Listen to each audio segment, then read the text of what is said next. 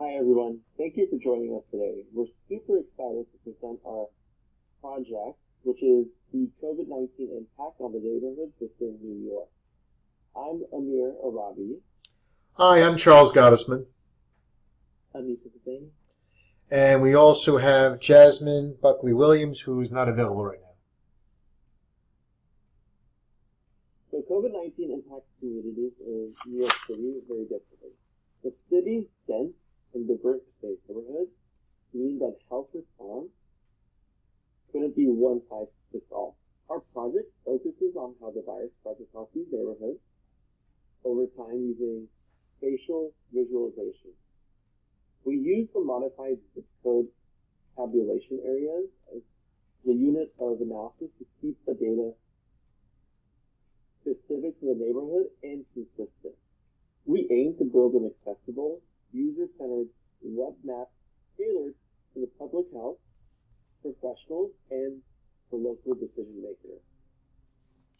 I'll go over problem statement first. In the early stages of the pandemic, local decision makers didn't have detailed spatial tools to track where outbreaks were growing or declining. Our challenge was to visualize the virus spread and accurately over time to support data-driven responses. To do this, we focused on 3 key dates: March 4th, April 4th, and May 4th of 2025.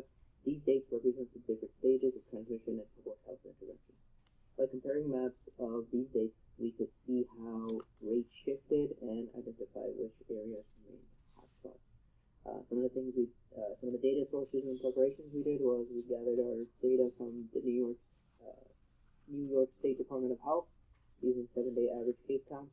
The data came in CSV format and included case numbers, positivity rate, and modified zip code identifiers. To map these accurately, we also use GeoJSON boundary files for the modified zip codes. We cleaned and pre-processed the data using Python to handle missing values and align the date and location with the spatial files. While we couldn't use continuous time sliders due to limitations in ArcGIS, our 3 selected snapshots still offer a meaningful progression through key moments in the time. Thanks, Joseph.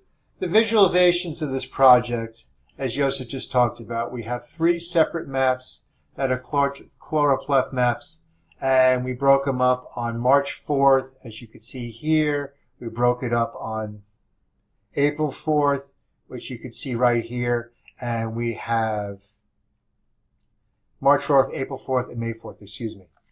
What's interesting about these maps, we have the ability to scroll.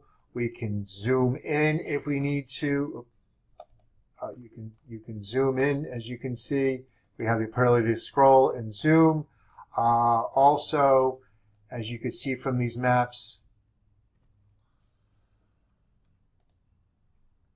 we're showing the transmission rates in the different boroughs.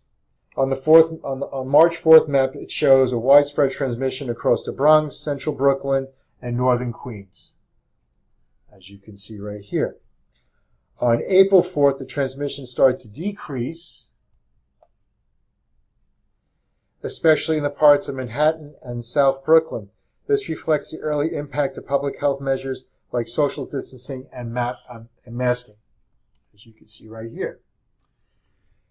On our final map for May 4th, we see marked improvements citywide. Most neighborhoods show much lower transmission through a few hotspots that remain. As we have a hotspot over here, and that's basically over here. These visualizations offer clear, intuitive insight for health workers and community leaders. The changes suggest that targeted interventions and outreaches are working. The last map we have here is also a carto map that we created. And we have a couple widgets which shows the total population, and we have a widget so you can click on specifically if you wanted just to check out a borough to see for the population. As right now we have the borough of Staten Island, which only represents 5.2% of the total population of New York City and its boroughs. which will also help people decide what's going on via population and the intensity of the spread of COVID. Perfect. Thanks, Charles. Yep. Despite our progress, the project wasn't without challenges.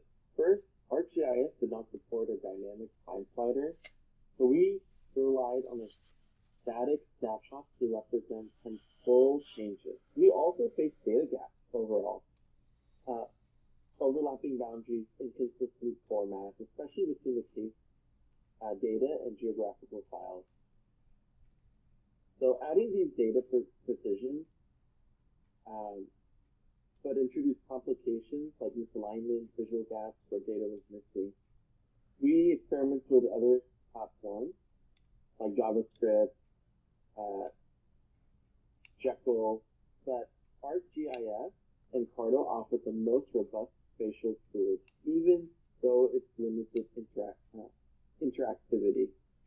Still, this project shows the value of spatial visualization in public health. Our maps help tell the story of COVID-19 at the neighborhood level, where it hits hard, the hardest, and when interventions work. This type of work is essential not just for this pandemic, but also sustaining future responses, especially in vulnerable urban communities. Thank you very much. We'll be happy to answer any questions.